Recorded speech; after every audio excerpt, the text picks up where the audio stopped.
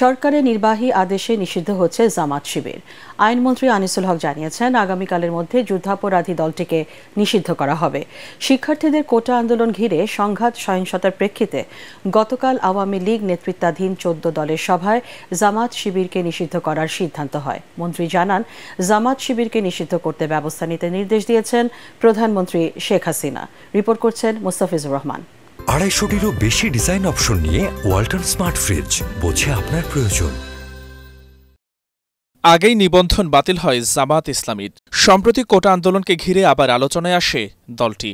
আইনশৃঙ্খলা বাহিনীর তথ্যমতে রাজধানীসহ দেশের বিভিন্ন স্থানে যেসব সহিংসতার ঘটনা ঘটেছে তার পেছনে জামাত শিবিরের সম্পৃক্ততা পাওয়া গেছে। এ নিয়ে সচিবালয়ে কথা বলেন আইনমন্ত্রী আনিসুল হক। জানান, দেশের আইনশৃঙ্খলা ও রাজনৈতিক পরিস্থিতির উন্নতি করতে জামাত শিবিরকে নিষিদ্ধ করা হচ্ছে।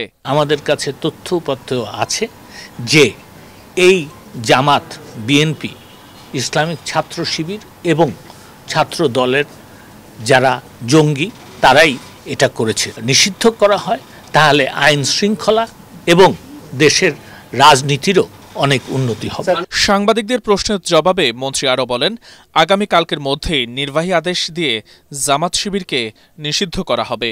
মাননীয় প্রধানমন্ত্রী আমাকে নির্দেশ দিয়েছেন, এটা ঠিক যে আগামীকালকের মধ্যে একটা ব্যবস্থা নেওয়ার। কোন দলকে যখন নিষিদ্ধ করা হয় তখন সেটা নির্বাহী আদেশই হয়, সেটা কোনো বিচার বিভাগীয় আদেশে হয় না। এর আগে গতকাল গণভবনে ১৪ দলের নেতাদের সাথে বৈঠকে বসেন প্রধানমন্ত্রী শেখ হাসিনা। বৈঠকে জামাত শিবিরকে নিষিদ্ধ করার সিদ্ধান্ত হয়। মুস্তাফিজুর রহমান, এটিএন বাংলা, ঢাকা।